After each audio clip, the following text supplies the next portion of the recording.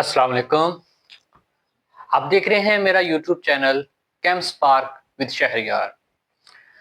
हमने स्टार्ट किया हुआ है चैप्टर नंबर 9 क्लास 10th का केमिकल इक्विलिब्रियम। ठीक है, क्या स्टार्ट किया हुआ है? Chemical equilibrium.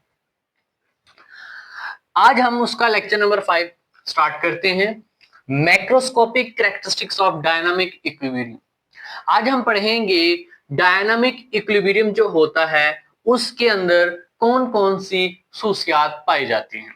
ठीक है, तो सबसे पहले हम पहली खसूसियत देखते हैं कि जो डायनामिक इक्विलिब्रियम होता है, equilibrium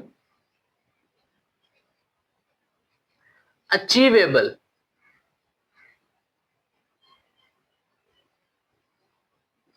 only in closed system. अब इससे क्या बात जाहिर हो रही है कि कोई भी डायनामिक इक्विलिब्रियम या कोई भी इक्विलिब्रियम जो होता है वो उस वक्त हासिल हो सकता है जब आपके पास सिस्टम क्या हो? क्लोज्ड।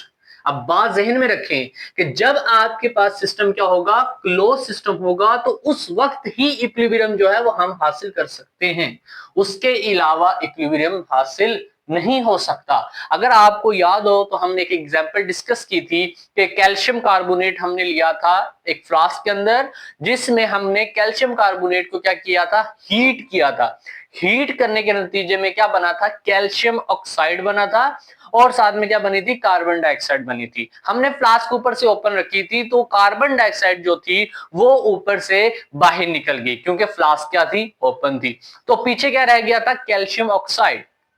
तो हमने उस रिएक्शन को क्या कहा था? Irreversible reaction. तो बात आपको जहन में होनी चाहिए, लास्ट लेक्चर में हमने बताया था कि जो डायनामिक इक्विलिब्रियम होता है वो सिर्फ और सिर्फ कहां पे अचीवेबल होता है? रिवर्सिबल रिएक्शन में। तो हम अपने पॉइंट पर आते हैं कि इक्विलिब्रियम जो है ये सिर्फ और सिर्फ अचीवेबल है कहां पर?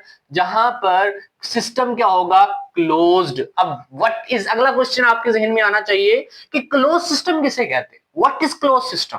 ठीक है, क्लोज सिस्टम वो सिस्टम होता है जिसमें ना तो कोई चीज अंदर आए ना ही कोई चीज बाहर जाए। मतलब any substance can not inter in it और नॉट लिव इन इट। आप सिंपल वर्डिंग में कह सकते हैं कि ऐसी सिस्टम या ऐसा सिस्टम जिसमें कोई भी सब्सटेंस ना तो अंदर दाखिल हो सके और ना ही अंदर से बाहर जा सके, उस सिस्टम को हम नाम देते हैं किसका? क्लोज्ड सिस्टम का। ठीक है, तो इक्विलिब्रियम सिर्फ और सिर्फ कहां पे अचीव होता है? क्लोज्ड सिस्टम में। ये हो गया फर्स्ट पॉइंट। सेकंड पॉइंट की तरफ चलते हैं कि सेकंड पॉइंट में वो ये कहता है कि जो इक्विलिब्रियम होता है, at equilibrium reaction does not stop. ये लास्ट टाइम हमने डेफिनेशन की थी जब डायनामिक इक्विलिब्रियम की पढ़ी थी कि जब इक्विलिब्रियम हो जाता है, जब डायनामिक इक्विलिब्रियम हमने कहा था कि रिएक्शन वहां पर रुकता नहीं है, रिएक्शन स्टॉप नहीं होता। तो क्या था उसमें हमने डेफिनेशन, अगर आपको ज़हन में है, कि हमने कहा था जो रेट ऑफ फॉरवर्ड होता है वो किसके इक्वल हो जाता है? रेट ऑफ रिवर्स के। ठीक है, जिसमें रेट ऑफ फॉरवर्ड रिएक्शन बराबर हो जाता है किसके? रेट ऑफ रिवर्स रिएक्शन के। लेकिन दोनों की जो डायरेक्शन थी वो हमने क्या कहा था? अपोजिट होती है। दोनों की सिमत जो होती है वो एक दूसरे की मुखालिफ होती है। लेकिन जो दोनों का जो रेट होता है, रेट ऑफ फॉरवर्ड रिएक्शन और कौन सा? रेट ऑफ रिवर्स रिएक्शन, वो दोनों के एक दूसरे के क्या होता है? इक्वल होता है। ठीक है, सेकंड पॉइंट था।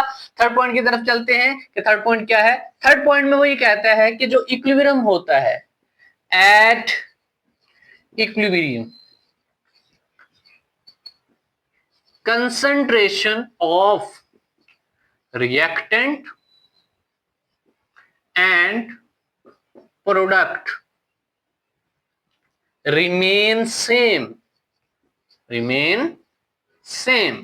अब बात यहां पर गौर करने की है कि वो कहता है कि एट इक्विलिब्रियम, जब सिस्टम आपके पास इक्विलिब्रियम में होता है उस वक्त उसके अंदर जो रिएक्टेंट की कंसंट्रेशन होती है और जो प्रोडक्ट की कंसंट्रेशन होती है वो क्या कहता है? वो क्या रहती है? सेम रहती है।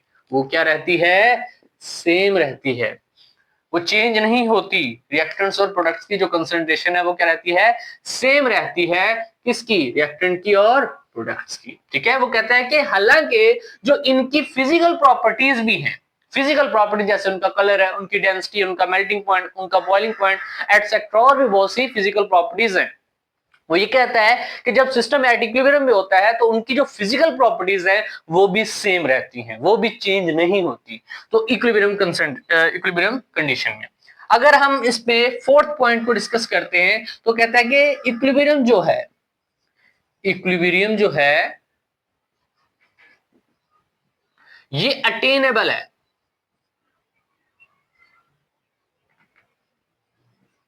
आइदर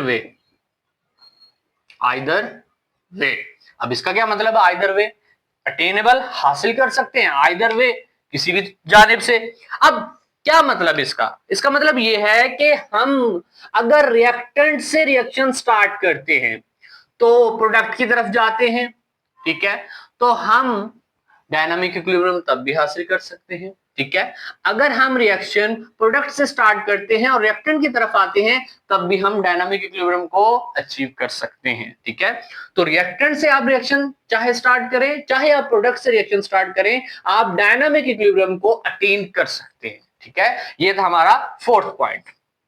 लास्ट पॉइंट देखते हैं, फिफ्थ पॉइंट, के डायनामिक इक्विलिब्रियम जो होता है हम उसको डिस्टर्ब भी कर सकते हैं। क्या कर सकते हैं, डिस्टर्ब भी कर सकते हैं, आप उसको चेंज भी कर सकते हैं और दोबारा से हासिल भी कर सकते हैं। अगेन अटेनेबल, डिस्टर्ब भी कर सकते हैं डायनामिक इक्विलिब्रियम को और दोबारा से हासिल भी कर सकते हैं। अब क्वेश्चन यहां पे बनता है कि डायनामिक इक्विलिब्रियम को हम डिस्टर्ब कैसे कर सकते हैं और दोबारा से हासिल कैसे कर सकते हैं। तो इसका रीजन ये है कि डायनामिक इक्विलिब्रियम को हम चेंज कर सकते हैं with the help of concentrations की मिकदार। कंसंट्रेशन किसकी, रिएक्टेंट्स की और प्रोडक्ट्स की। आप रिएक्टेंट्स और प्रोडक्ट्स की कंसंट्रेशन को चेंज करके डायनामिक इक्विलिब्रियम को डिस्टर्ब कर सकते हैं और दोबारा से फिर हम उसको हासिल भी कर सकते हैं with the help of concentration. Second factor क्या है, टेम्परेचर।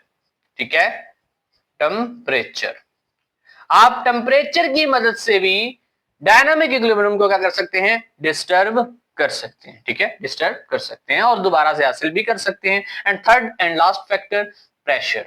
ठीक है, प्रेशर की मदद से भी हम डायनामिक इक्विलिब्रियम को डिस्टर्ब और दोबारा से हासिल कर सकते हैं। तो ये थे हमारे पास कैरेक्टरिस्टिक्स ऑफ डायनामिक इक्विलिब्रियम। इसकी हमने 5 कैरेक्टरिस्टिक्स डिस्कस की हैं। अगर मैं आपको मेन पॉइंट बताऊं कि आप अगर इसको याद करना चाहते हैं आसानी से तो किस तरह से याद करेंगे, देखिए सबसे पहला पॉइंट आप ये ज़हन में रख लें एक क्लोज सिस्टम का, कि फर्स्ट पॉइंट डायनामिक इक्विलिब्रियम में क्लोज सिस्टम है।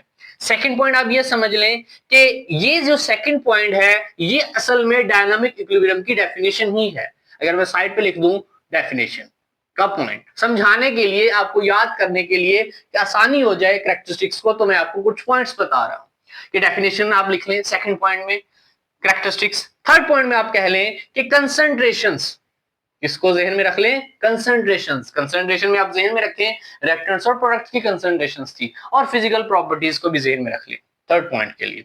अच्छा, अब फोर्थ पॉइंट को आप जहन में रखना चाहते हैं तो फोर्थ पॉइंट को जहन में रखने के लिए आप पॉइंट जहन में रख लें आइदर वे का। अटेनेबल भी जहन में रख सकते हैं, ठीक है, अटेनेबल को भी नॉमिनेट कर सकते हैं, आपकी मर्जी, आप अटेनेबल को जहन में रखें या आइदर वे। तो आइदर वे बेस्ट है इसको जहन में रखने के लिए।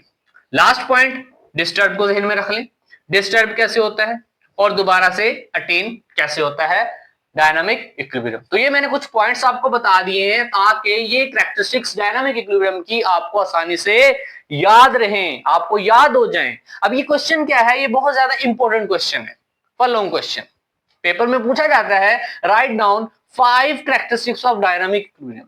ठीक है, यह वो कह देता है write down 5 macroscopic characteristics of dynamic equilibrium.